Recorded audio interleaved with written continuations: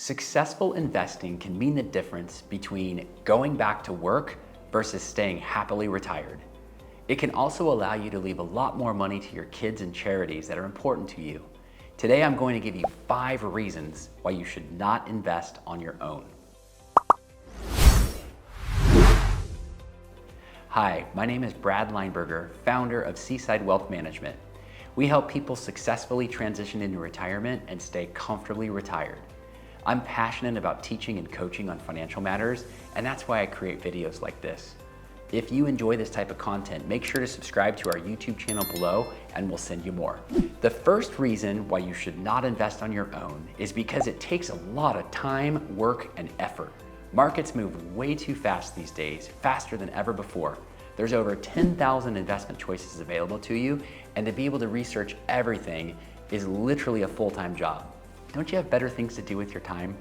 Number 2, rebalancing is so important, and nobody does this when they invest on their own.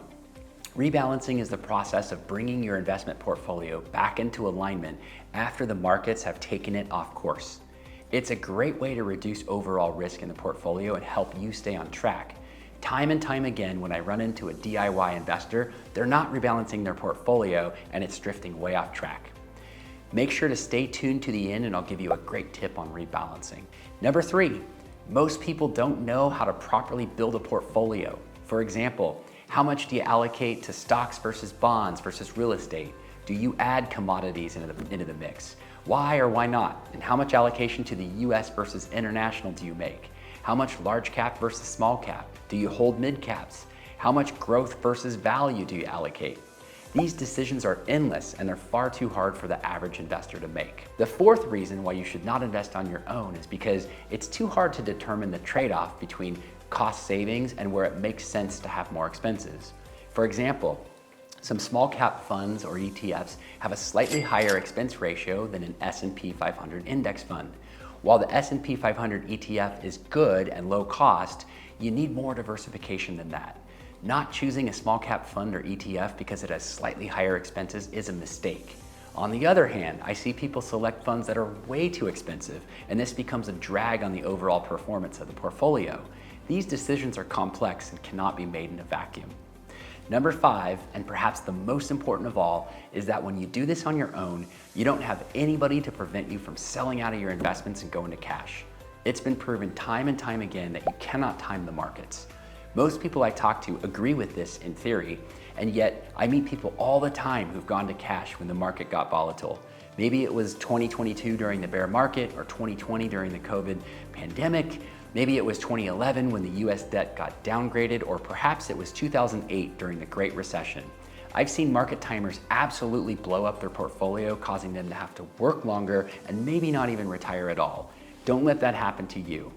Get the help you need so you can live the life and lifestyle that you want to. I hope this has been helpful. For more helpful guides, make sure to click below where you can download your guide on how to save money on taxes in retirement, as well as how to maximize your Social Security benefit. These are the secrets I've learned in my nearly 20-year career of helping people transition into retirement. This is exactly what we're telling our clients, and I think they're going to be really helpful for you. Now for the tip. People ask me how frequently should they rebalance their portfolios? And the real truth is as needed, meaning markets are constantly moving a portfolio around. And the right time to rebalance is when the drift has gotten so significant that you have too much of one asset class and too little of another. Some people say, well, what about quarterly? And really, quarterly is too frequently and will cut off momentum. That tends to happen in the markets. I guess as a worst case scenario, you can go with an annual basis for your rebalancing, but the most effective way to do this is on an as needed basis.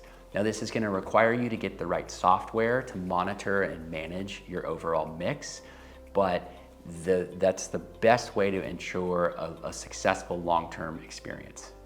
Hope that was helpful.